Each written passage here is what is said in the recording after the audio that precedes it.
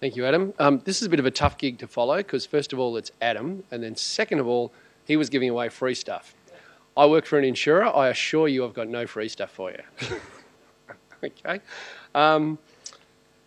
Let's see where we go here. I'm going to paint a bit of a picture for you and a story about how we assess risk and how fatigue has sort of crept into that assessment of risk and how that potentially impacts your insurance and your insurability. We'll look at risk engineering, who we are, who our group are within Zurich.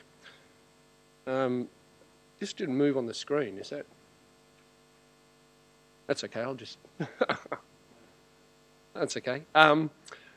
And we'll look at risk ratings and how we use them to assess risk, why we do it and what we get out of it, the fatigue factors that have come into our risk ratings, and some examples from the field. I think that'll be the most interesting for you at the end, in that it really paints a picture of what's going on in our heads when we're looking at these risks and how we're thinking about your operations and what it means as far as how we price and whether we insure you or not.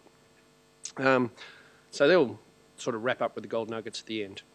That's who we are, risk engineering, with all that experience. But I really want to draw your attention to the last 2 points, is that we report the risk quality and the quantity, you know, how big the bang's going to be when it goes off for underwriting. But we also, because of the frameworks we've got and the systems we've got, we identify opportunities for improvements for customers.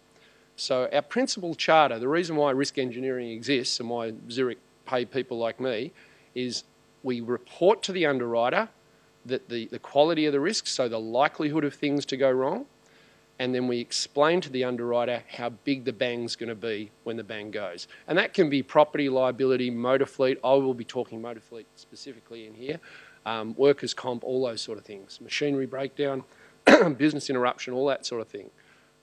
We do it across all those lines of businesses.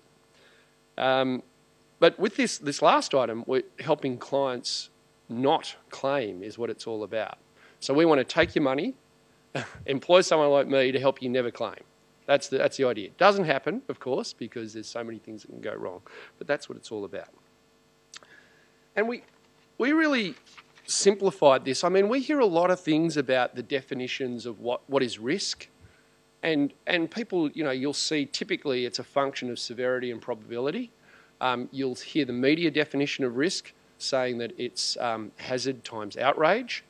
But at Zurich, we get back really to a very simple principle, and that is, what is the balance of exposures and controls?